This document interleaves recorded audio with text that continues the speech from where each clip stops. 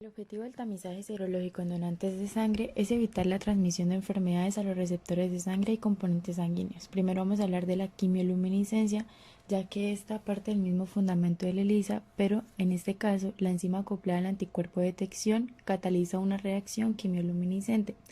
Esto resulta en la emisión de fotones, lo cual produce una luz en vez de un cambio de color visible. Estas son las pruebas que se usan actualmente en los bancos de sangre del país, que han reemplazado las pruebas de tamizaje convencionales.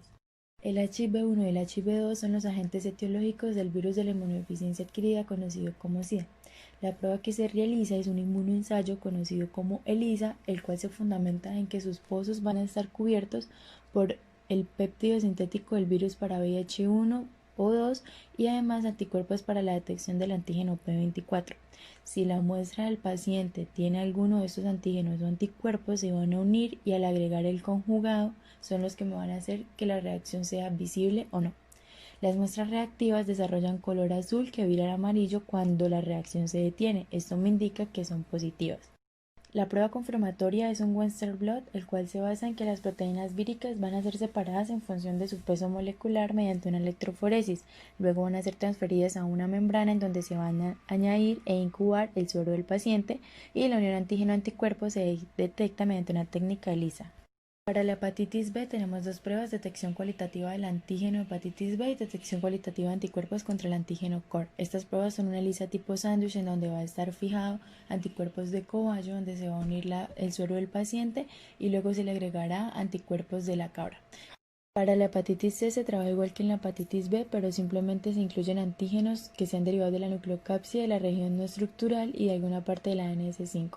Se realiza una PCR, ya que la detección y determinación cuantitativa del ARN del virus me proporciona una medida de la viremia activa. Su confirmación se hace por Western blot. La enfermedad de Chagas es el resultado de la infección por el Trypanosoma cruzi.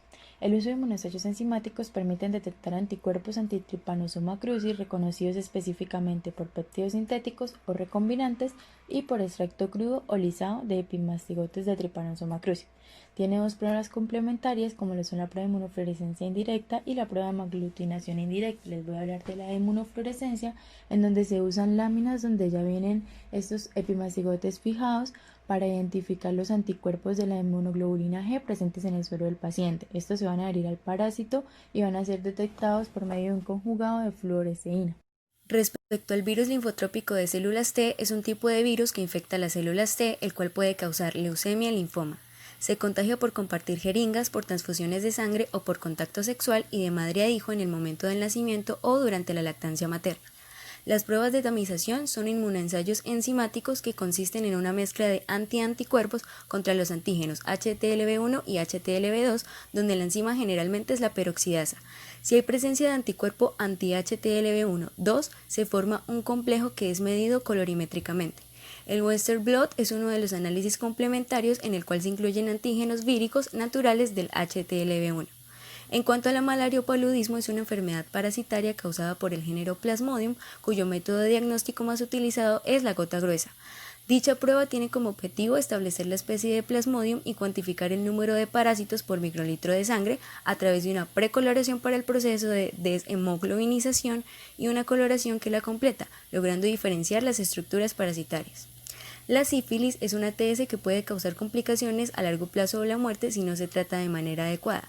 Las pruebas serológicas para el diagnóstico son de dos tipos. En primer lugar se encuentran las no treponémicas, las cuales consisten en anticuerpos reagínicos, es decir, anticuerpos no treponémicos producidos por un individuo con treponema pallidum, que es el agente causal, contra sus propios tejidos, los cuales se unen a los antígenos cardiolipina y lecitina. Dentro de estas pruebas se encuentra el BDRL, donde el suero del paciente se mezcla con los antígenos mencionados anteriormente.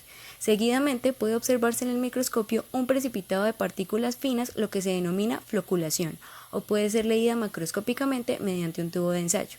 Los resultados son comunicados como no reactivos, o sea que no hay floculación, débilmente reactivos o reactivos.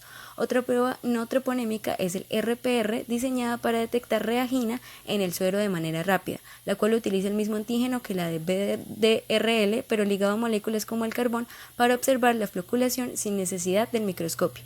Si la muestra es positiva, se visualizan pequeños grumos negros. El resultado se reporta como reactivo o no reactivo. Por otra parte, las pruebas treponémicas se emplean como antígeno al treponema pallidum, subespecie pallidum, y detectan anticuerpos específicos antitreponémicos. Dentro de estas se encuentra la FTA-ABS, que se utiliza como confirmación cuando una de las pruebas no treponémicas es positiva. Es el método de elección para el diagnóstico de la sífilis primaria, en donde las células del sustrato se hacen reaccionar con sueros de pacientes, y si estos contienen anticuerpos treponémicos se produce una reacción antígeno-anticuerpo. Posteriormente, las células del sustrato son examinadas con un microscopio de fluorescencia. La intensidad de la tinción se clasifica en una escala de 1 cruz a 4 cruces o como negativo, que es la ausencia de fluorescencia. Algoritmos. Estos nos indican el punto de partida, ruta y finalización en cuanto a la toma de decisiones en el descarte y aceptación de los hemocomponentes. Algoritmo número 1. Selección de donantes e interpretación de pruebas de tamizaje en banco de sangre. Después de la captación, encuesta y decisión si es apto o no, se realizará la prueba tamiz, donde si es positivo o negativo se procederá de manera diferente. Evento número 1. VIH. Algoritmo número 2. VIH en bancos de sangre que emplean inmunoensayos para tamizaje. El inmunoensayo deberá ser de cuarta generación. Se recomienda verificar con un segundo inmunoensayo que cuente con una especificidad superior al 95%. No se usará inmunoblot como mecanismo de confirmación tipo Western blot. No es considerado prueba confirmatoria. Algoritmo 3 y 4. VIH en bancos de sangre que empleen determinación de ácidos nucleicos para tamizaje a partir de ARN VIH. Presente, ausente. Evento número 2. Hepatitis B. VHB.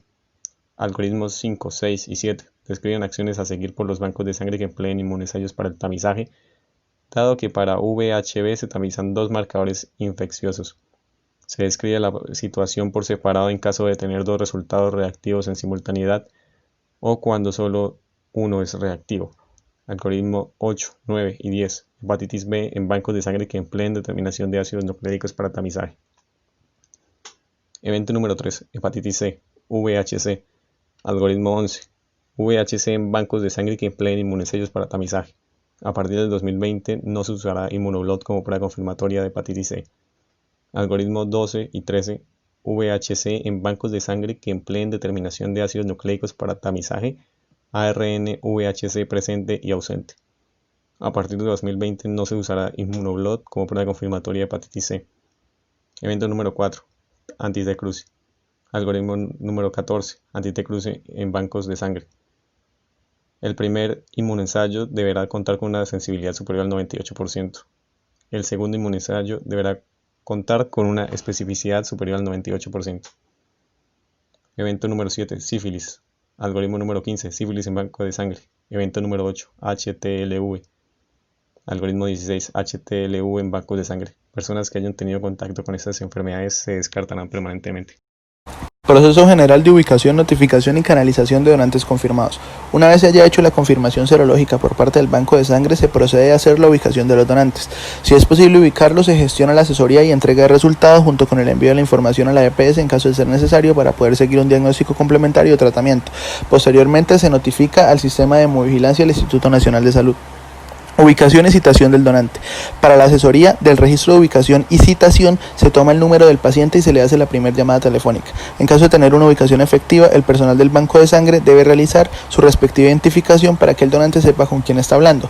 Una vez hecho esto, se procede a realizar la verificación de los datos del donante, los cuales incluyen nombre, documento de identidad y fecha de la última donación.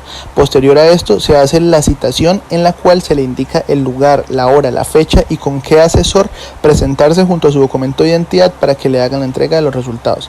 En caso de no lograr ubicar al donante, se procede a hacer una segunda o tercera llamada telefónica en caso de ser necesario, además de enviar correos certificados. Si la ubicación no logra hacerse, se envía como caso de ubicación no efectiva a la red distrital o departamental de banco de sangre con su respectiva documentación. Allí se hace la revisión de estos casos en el área de vigilancia de la dirección territorial y una vez ocurra esto es un caso cerrado para el banco de sangre.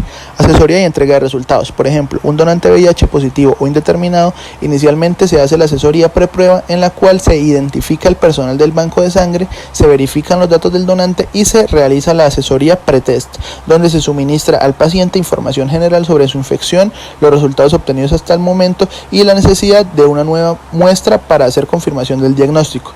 Posteriormente se vuelve a citar asesoría, se entrega el resultado final y se hace el proceso de canalización y remisión a los servicios de salud en caso de ser necesario, porque si es un paciente que no presenta infección o problema alguno, simplemente se le entrega su resultado.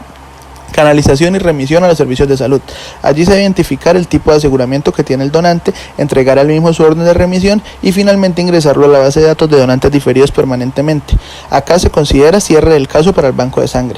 Al donante se le entrega una carta que va dirigida al banco de sangre hacia su aseguradora, donde se debe especificar que se hace la remisión debido a que presenta resultados positivos para los marcadores procesados en el banco de sangre, indicando la fecha, el mes, el año y demás datos que se observan en la carta. En resumen, el flujo de información debe permanecer entre el banco de sangre que confirma el caso del donante, la notificación al sistema de hemovigilancia distrital o departamental, el donante y la aseguradora a la cual se va a canalizar. La información no debe salir de allí.